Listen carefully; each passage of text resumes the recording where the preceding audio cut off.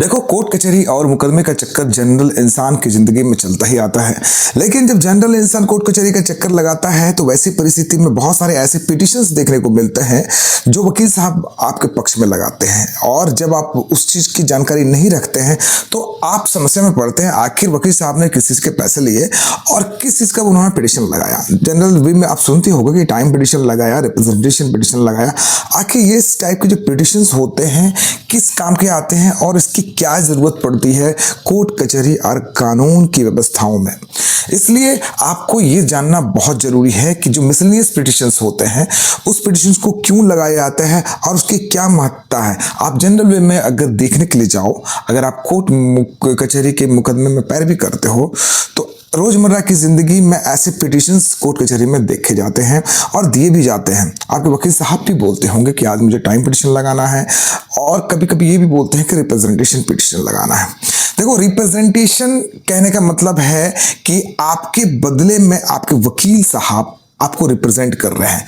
अगर आप न्यायालय में प्रस्तुत नहीं हैं उसको रिप्रेजेंटेशन कहते हैं। और टाइम पिटिशन इसलिए लगाया जाता है क्योंकि जब आप किसी भी चीज को करने के लिए आप न्यायालय से समय मांगते हो तो टाइम पिटिशन लगाते हैं। जनरल वे में ये समझ गए, लेकिन इसको डिटेल में समझते हैं। अगर इस पिटिशन को ना दिया जाए तो फिर क्या हो सकता है और क्या हानियां हो सकती है। अभी तो आप इस चीज को समझ चुके हो कि टाइम पिटिशन, रिप्रेजेंटेशन पिटिशन क्या होता है। आगे बढ़ने से पहले एक छोटा सा रिक्वेस्ट जो कि बिल्कुल फ्री और बिल्कुल मुफ्त में है। इसमें किसी भी प्रकार की कोई जरूरत नहीं है पैसे देने के। सब्सक्राइब बटन है, आप जाके उसको दबा सकते हो, नोटिफिकेशन बिल को ऑन कर सकते हो। आपके वीडियोस इस प्रकार के आपको मिलते रहेंगे, इससे यही आपको फायदा होने वाला है।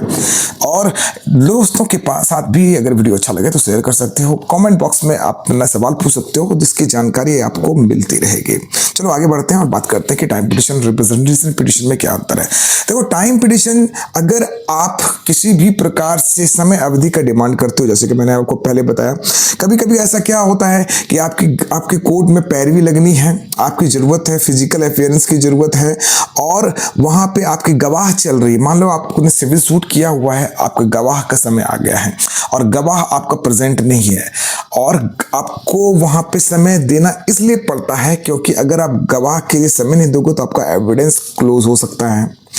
अगर आपका स्टेज जो है आपका अपीयरेंस पे है और आपने समय अवधि के अंदर अपना WS दाखिल नहीं किया है तो वैसी परिस्थिति में भी कोर्ट के सामने आपको टाइम पिटिशन दाखिल करना पड़ता है। WS दाखिल करने का समय अवधि 3 महीने का है, लेकिन 3 महीना पूरा का पूरा नहीं है। 1 महीना सबसे पहले दाखिल करने के लिए मिलता है, बाकी आप एक्सटेंड करा सकते हो उसको फर्दर 2 महीने के लिए, ये कानून कहता है। तो वैसी परिस्थिति में क्या कर सकते हैं, आपको टाइम पिटिशन लगाना ही पड़ेगा। और टाइम पिटिशन एक सीधा जरिया है कि न्यायालय से आप समय का मांग करें और जब समय का आप मांग करते हो तो न्यायालय आपको समय देती है, कभी कभी नहीं भी देती है। अगर आप ज्यादा टाइम पिटिशन आप लगा देते हो, हर डेट में टाइम पिटिशन लगाते हो और न्यायालय नहीं जाते हो तो वैसी परिस्थिति में कभी कभी न्यायालय आपको समय नहीं भी देती है। जनरल वे में 1 से 2 टाइम पिटिशन अलाउ करने लायक होता है, कभी कभी 3 भी अलाउ हो जाते हैं, लेकिन लगातार अगर आप टाइम पिटिशन दोगे तो वो अलाउ कोर्ट नहीं करती है।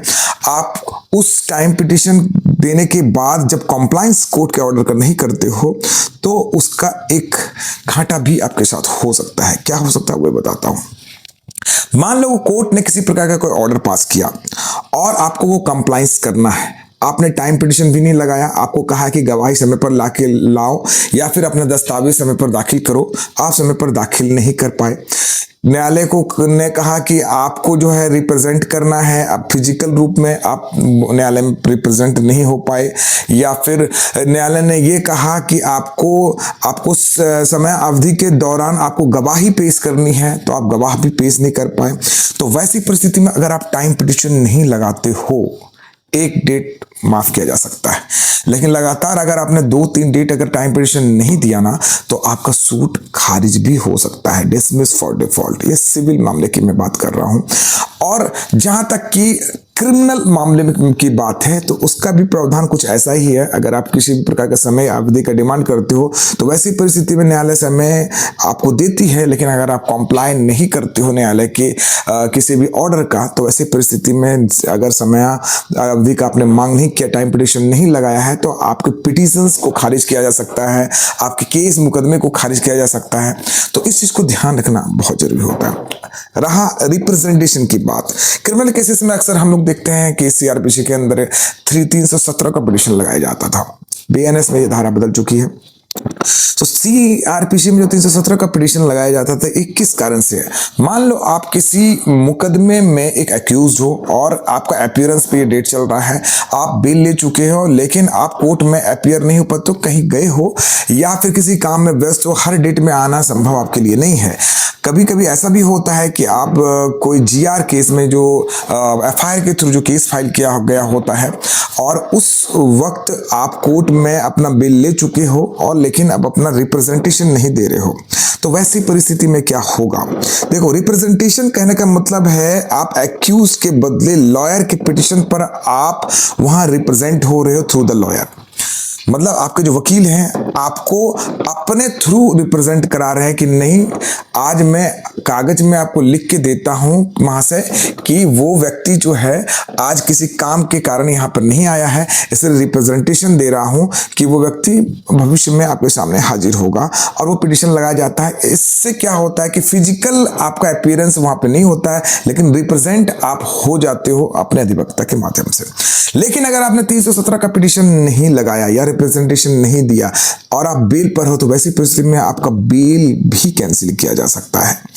और अगर आपने टाइम पिटिशन वैसे ही नहीं लगाया है, तो अगर कोर्ट का बात का कॉम्प्लायंस नहीं किया है, तो भी आपका केस रिजेक्ट हो सकता है।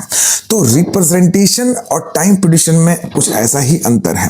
भविष्य में अगर आप कभी भी किसी भी मुकदमे में जाओ, तो अपने वकील साहब से सबसे पहले पूछना कि आज मेरे केस में क्या होगा, और ये जानने की कोशिश करना कि किस प्रकार का पिटिशन आप यहाँ पर दाखिल कर रहे हैं।